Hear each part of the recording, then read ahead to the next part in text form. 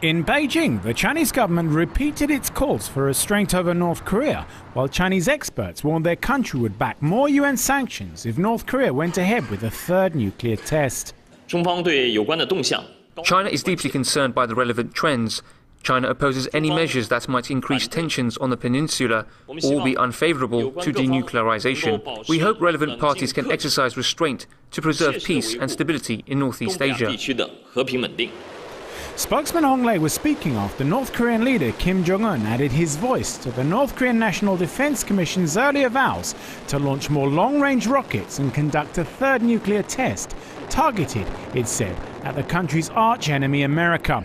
North Korea's official media said Kim himself had ordered his top military and party officials to take substantial retaliation measures against the US. On Tuesday last week, China backed a unanimous UN Security Council resolution condemning North Korea's December rocket launch, tightening existing UN sanctions against Pyongyang.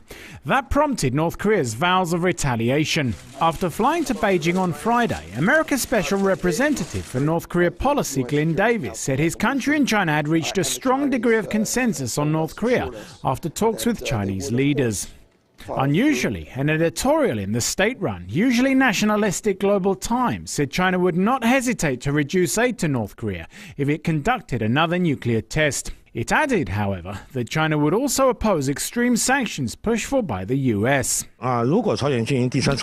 If North Korea conducts the third nuclear test, China will certainly agree to new UN Security Council sanctions. For China, however, the priority will continue to be preserving stability on the peninsula. It will work to persuade the US against sanctions.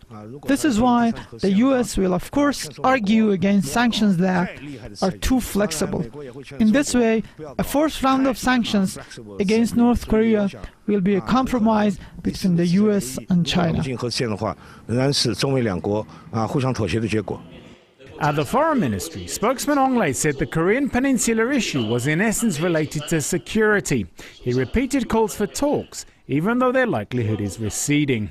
Last week, North Korea's Foreign Ministry declared an end to the six-party talks. The talks involving the two Koreas, China, the US, Japan and Russia, aimed to persuade North Korea to give up its nuclear weapons in exchange for aid. They hadn't been convened since 2008. Stephen Rebay, Press TV, Beijing.